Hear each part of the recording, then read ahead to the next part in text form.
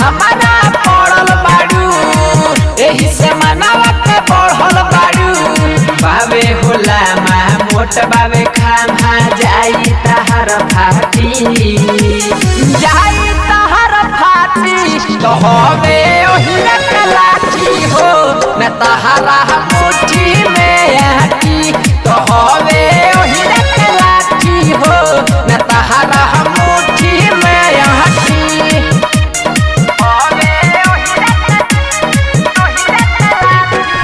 Saroj recording studio Mirganj.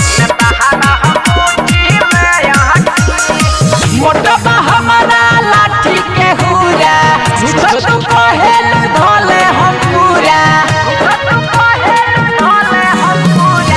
मोटबा हमारा लाठी के हुरा झूठो के कहेल धोले हम पूरा ओही कहिले त नाही मानेलु देलु तू डाटी तो हवे ओही लाठी हो न तहरा मुट्ठी में आटी तो हवे ओही लाठी हो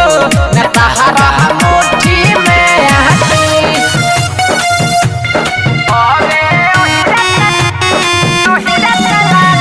म्यूजिक बाय ऋषि राज।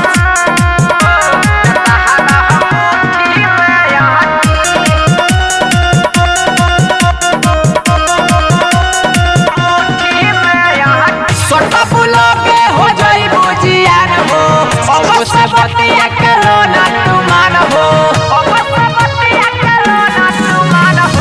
छोटा बुलोगे हो जाई बुझियान हो अवश्य बतिया करो ना तू मान हो तो रंजन मरद हउए सुना ना हो खाती तो हवे ओही लाठी हो न तहरा